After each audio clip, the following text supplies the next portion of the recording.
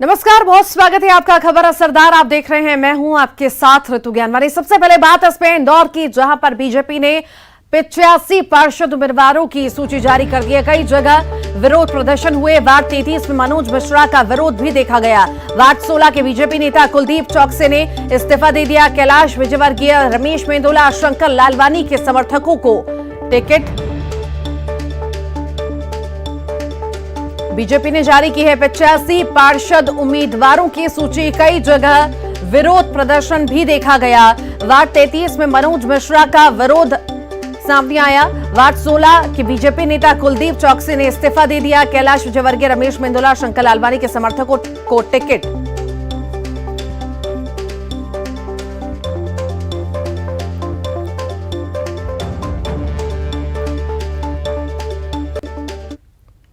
और इसी बीच एक और बड़ी खबर है। कांग्रेस ने रतलाम से उम्मीदवार घोषित कर दिया। मयंक सिंह जाट होंगे कांग्रेस के मेयर प्रत्याशी।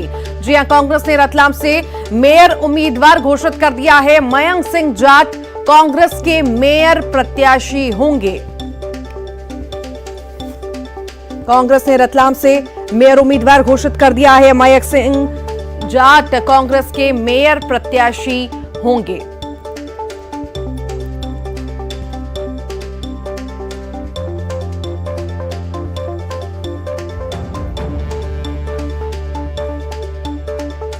कांग्रेस ने रतलाम से मेयर उम्मीदवार घोषित कर दिया है। मयंक सिंह जाट कांग्रेस के मेयर प्रत्याशी होंगे रतलाम से।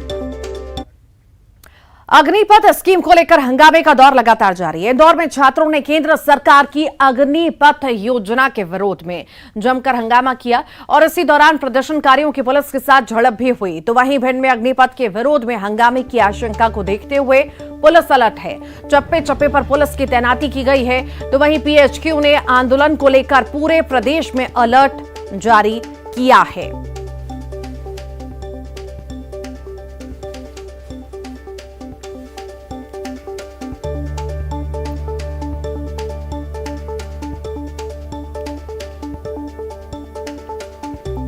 अग्निपथ योजना के विरोध में लगी चिंगारी की आग अब इंदौर तक पहुंच चुकी है। आज सैकड़ों की संख्या में बेरोजगार युवक लक्ष्मीबाई नगर रेलवे स्टेशन पहुंचे, जमकर बवाल काटा, जिसके चलते आधे घंटे तक ट्रेनों को स्टेशन पर ही रोका गया। बाद में पुलिस ने भीड़ को काबू में किया। ट्रेनों की आवाजाही शुरू हुई। वहीं पुलिस ने 12 से ज्यादा प्रदर्शनकारियों को हिरासत में लिया, पूछताछ की। तो वहीं रेलवे स्टेशन के बाद अब बेरोजगार युवकों ने हाईवे में चक्का जाम करके प्रदर्शन किया। तो वहीं प्रदर्शनकारियों पर पुलिस ने लाठीचार्ज भी किया।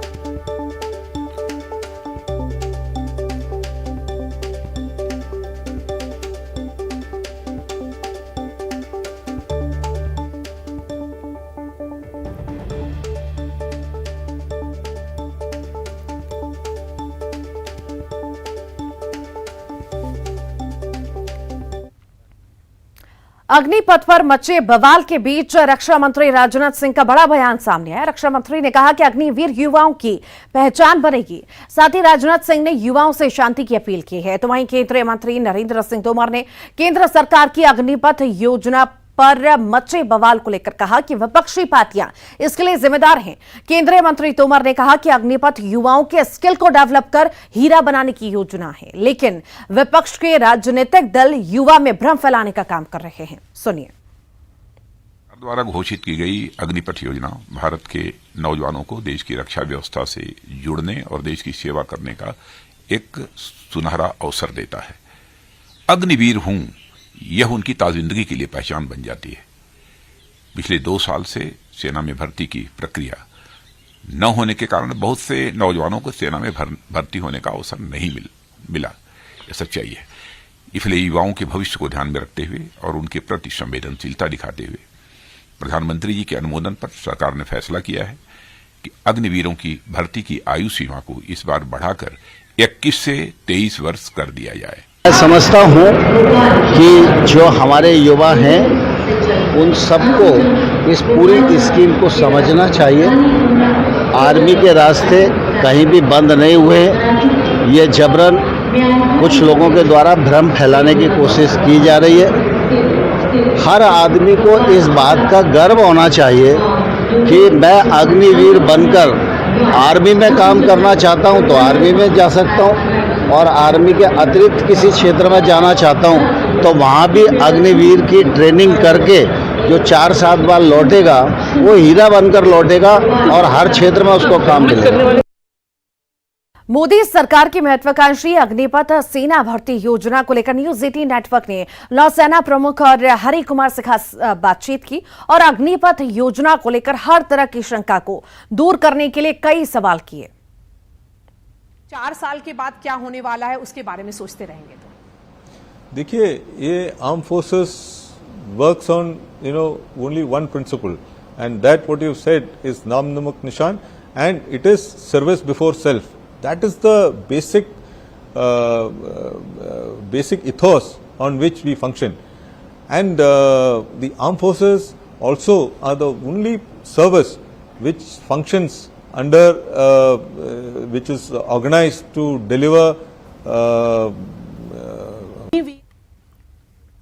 अग्निपथ योजना में सबसे बड़ी शंका जॉब सिक्योरिटी को लेकर है। न्यूज 18 से खास बातचीत में नौसेना प्रमुख और हरि कुमार ने बताया कि सेना के जवानों से अलग अग्निवीरों के पास 4 साल बाद नौकरी छोड़ने का विकल्प होगा और इन 4 सालों में वे बाकी सभी से 100% बेहतर बन जाएंगे। नौसेना प्रमुख और हरि कुमार से बातचीत की CNN न्यूज 18 की senior political editor Maria Shakeel ने। सबसे बड़ा कंसर्न है जॉब सिक्योरिटी का कि अगर वो 4 साल अग्निवीर बनते हैं तो उसके आगे क्या? देखिए, अनलाइक जो अभी जो एनरोलमेंट हो रहा है अभी तक, जहां लोग ज्वाइन कर रहे हैं और 15 साल या 20 साल सर्व करके फिर सर्विस छोड़ करके बाहर जा रहे हैं, ये लोग जो है 17.5 या 18 में आएंगे और 22 तक सेवा कंप्लीट करके बाहर जाएंगे। मतलब इसमें इनको ऑप्शन है, मतलब जिसको कंटिन्यू करना है वो आप करेंगे और जिसको ये सर्विस लाइफ ज्यादा पसंद नहीं है या कोई और काम पे करना चाहता है वो बाहर भी जा सकते हैं। ये ऑप्शन अभी नहीं है। अभी जो हमारे जो एनरोल सेलर्स हैं और सोल्जर्स हैं उनको ये ऑप्शन है ही नहीं, क्योंकि एक बार आप एनरोल हो गया, 15 साल या 20 साल जितना ड्यूरेशन के लिए आप एनरोल कर रहे हैं वो पूरा कंप्लीट करके ही आप बाहर जा सकते हैं। तो ये एक मेजर एडवांटेज है। और दूसरा जो है ये हमारा नंबर ऑफ अग्निवीर जो एम्प्लॉय हो जाएंगे या एनरोल हो जाएंगे, उनका नंबर्स काफी पहले से काफी बड़ा होगा। जैसे नेवी में अभी नॉर्मली हम लोग 5,000-6,000 लोग रिक्रूट करते हैं normally in a year, but 4-5 साल के बाद जैसे ये स्कीम बढ़ता जाएगा हमको रिटेन करना है 25%, इसलिए हम लोग रिटेन एनरोल करेंगे ऑलमोस्ट 4 times दैट नंबर, मतलब 20,000 या 18,000 के आसपास के नंबर्स को हम लोग 4 साल के लिए रिक्रूट करेंगे, तो एक हर साल। तो ये तो आपका कहना है नौकरियां बढ़ेंगी, मतलब अपॉर्चुनिटीज, शॉर्टर ड्यूरेशन का जो जॉब अपॉर्चुनिटीज है वो काफी 3-4 times वो बढ़ेंगे। तो opportunity for every youth to come and serve in the armed forces जो अभी नहीं हो सकता है वो लागू होगा। नौसेना प्रमुख आर हरि कुमार ने CNN न्यूज 18 की senior political editor Maria Shakeel को बताया कि पहली भर्ती जो होने वाली है वो देश भर में होगी। साथ ही हमारा मकसद हर गांव से एक अग्निवीर लेने की है। जो बार बार यूथ पूछ रहे हैं कि 2 साल कोरोना महामारी में उनके वेस्ट हो गया है, उनका 2 साल, और अब एज लिमिट भी आपने वन टाइम बेसिस पर 2022 में जो रिक्रूटमेंट होगा आपने बढ़ाया है। उनके कंसर्न्स हैं, क्या वो पूरा प्रोसेस फिर से होगा या पहले ही जब एग्जाम्स रुक गया था या कुछ नया प्रोसेस होगा? वो रिक्रूटमेंट जो 2022 में होगा, इस साल होगा, वो कैसे होगा? उनका पूरा प्रोसेस होगा, क्योंकि ये अभी स्कीम नया है तो इसमें कई लोग पार्टिसिपेट करेंगे और ज्यादातर हम ये भी देख रहे हैं कि ये all India all class basis पे होना चाहिए। वैसे नेवी तो already all India all class basis पे है ही, और हमारा ये स्कीम का ये भी मकसद है कि हर गांव से एक अग्निवीर होना चाहिए, नॉट इमीडिएटली, लेकिन जैसे स्कीम In the बढ़ता due जाएगा course. In due course every village should have one Agnivir. Now, what will that do for the armed forces? It will develop the connect between the armed forces and the armed Nagrik, and it will reach every corner of the country. So that is the also one of the larger aim. आज BJP के उम्मीदवारों ने महापौर पद के लिए नामांकन किया है। भोपाल में बीजेपी के महापौर पद के प्रत्याशी मालती राय ने अपना पर्चा दाखिल किया और इसी मौके पर पूर्व महापौर आलोक शर्मा समेत कई बड़े नेता शामिल हुए। तो वहीं ग्वालियर में बीजेपी उम्मीदवार सुमन शर्मा ने मेयर पद के लिए नामांकन किया। इस मौके पर सीएम शिवराज, केंद्रीय मंत्री ज्योतिरादित्य सिंधिया, बीजेपी के प्रदेश अध्यक्ष वीडी शर्मा समेत तमाम बड़े नेता शामिल हुए।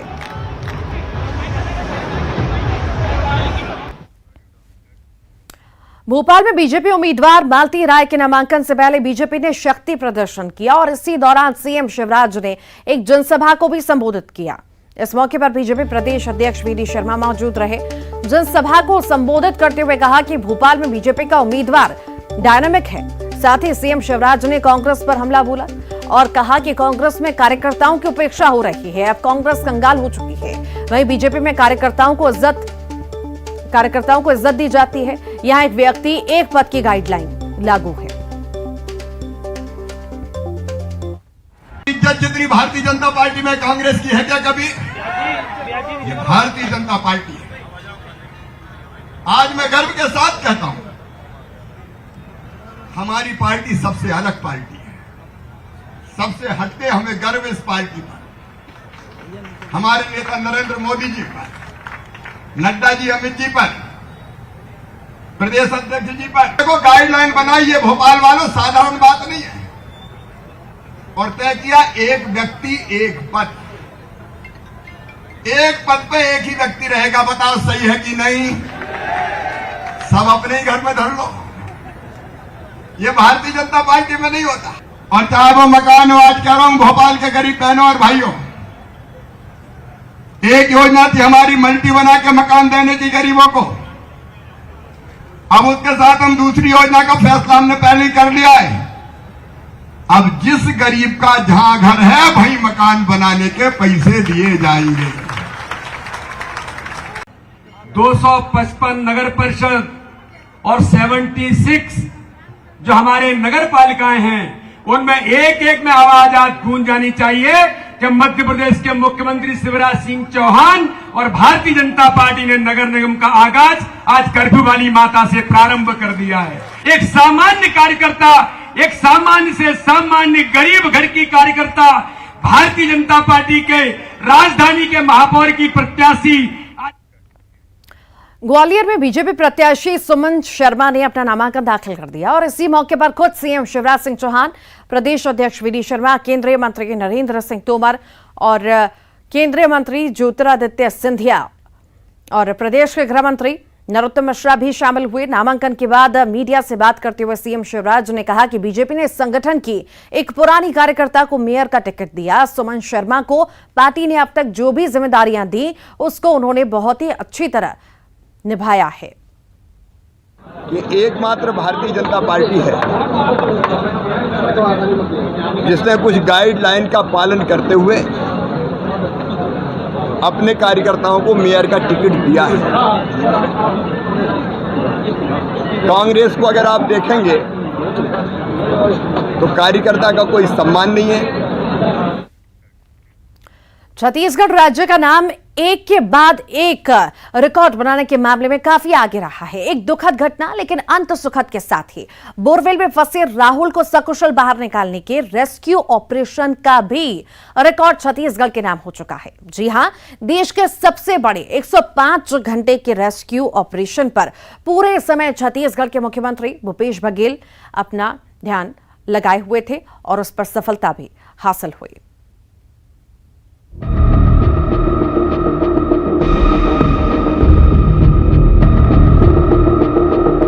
दिन शुक्रवार दोपहर के करीब 3 बजे, स्थान जांजगीर जिले का पिहरीद गांव। एक 10 साल का बच्चा खेलते खेलते बोरवेल में गिर गया, जिसे बचाने भारत के इतिहास का सबसे लंबा रेस्क्यू ऑपरेशन चला। 105 घंटे की कड़ी मशक्कत के बाद राहुल को सकुशल बाहर निकाला गया।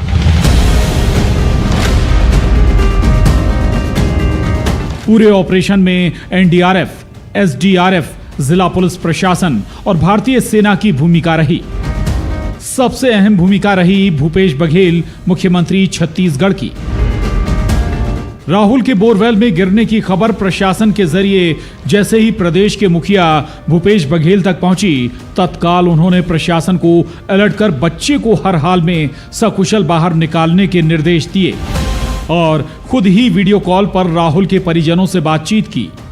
पूरा प्रशासन लगे है, डीआरएफ के भी जवान मन लगे है, पूरा ताकत लगा थे। वो बोल्डर वगैरह आ गए है, मगर कारण से थोड़ा सा देरी हो थे, लेकिन धैर्य रखा हो, है ना, वो सकुशल निकल ही, ऐसे हमें विश्वास है। मुख्यमंत्री के निर्देश पर शासन प्रशासन अलर्ट हो गया और मौके पर एसपी, कलेक्टर, प्रशासनिक अमला सहित एसडीआरएफ, एनडीआरएफ की टीम ने पहुंचकर रेस्क्यू ऑपरेशन शुरू कर दिया।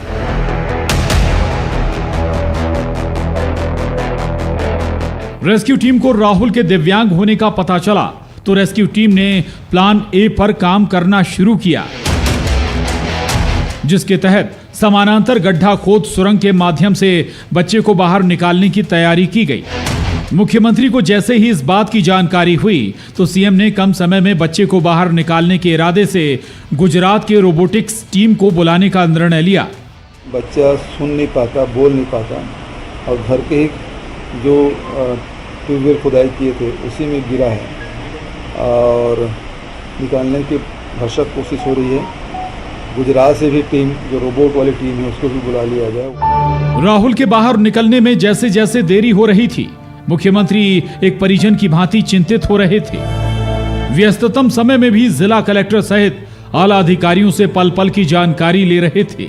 माननीय मुख्यमंत्री जी इस पूरे घटनाक्रम पे बहुत बारीकी से नज़र रखे हुए हैं और पल प्रतिपल की जो जानकारी उन तक पहुंच रही है, और साथ में यहाँ जो संसाधन चाहिए सब उन्हीं के निर्देश के बदौलत हमको लगातार मिल रहे हैं। रेस्क्यू कार्य में देरी और टीम की मुसीबतों को भांपते हुए सीएम भूपेश बघेल ने दिल्ली में होने के बाद भी अधिकारियों को सेना को बुलाने निर्देशित किया। सीएम के निर्देश पर सेना से आग्रह किया गया और सेना के जवानों ने मौके पर पहुंचकर मोर्चा संभाला। न्यूज 18 से बात करते हुए कर्नल प्रखर ने बताया, आप ही लोगों की न्यूज़ में मैंने देखा है कि सबसे लॉन्गेस्ट ऑपरेशन चल रहा है, लगभग 100 घंटे होने आए हैं, अगले 2-3 घंटे में 100 घंटे हो जाएंगे, तो इससे लंबा ऑपरेशन तो हुआ नहीं। दिल्ली की गहमा गहमी के बाद भी सीएम भूपेश बघेल पल पल पर नजर बनाए हुए थे। राहुल की सेहत को लेकर सीएम चिंतित भी हो रहे थे, क्योंकि ऑपरेशन को पूरे 100 घंटे हो चुके थे। ठीक हो? अच्छा, ठीक शुक्ला जी, हाँ कोशिश कर रहे थे, हाँ लगे सब जन, हाँ सुरक्षित बाहर आई, पूरा विश्वास है मुझे। करीब 105 घंटे के बेहद जटिल ऑपरेशन के बाद राहुल को सकुशल बोरवेल से बाहर निकाल लिया गया। एक परिजन की भांति व्यवहार करने वाले छत्तीसगढ़ के मुख्यमंत्री भूपेश बघेल ने इस सफल ऑपरेशन पर सबको बधाई दी। इतने भी लोग उसमें लगे थे उसको निकालने में, सबको मैं बधाई देता हूं कि कड़ी मेहनत की, दिन रात मेहनत की, 48 घंटे तक के ना आदमी सोया है, ना खाया है, ना पिया, लेकिन उसमें लगे रहे और वो पूरी टीम काम करती रही और बड़ा अभियान था और उसमें सफलता मिली। मैं सबको बधाई देता हूं। कहते हैं जहां चाह होती है वहीं राह होती है, और मुख्यमंत्री भूपेश बघेल ने चाहा कि राहुल को सकुशल बोरवेल से निकालना है, तो रेस्क्यू टीम ने पहाड़ से चट्टानों को हौसले के हथौड़े से चूर कर राहुल को सकुशल बाहर निकाला। ये मुख्यमंत्री भूपेश बघेल की संवेदना और अपनापन ही है कि आजकल मुख्यमंत्री को सम्मान से काका कहा जाता है, और लोग काका है तो भरोसा है कि नारे लगाते नहीं थकते।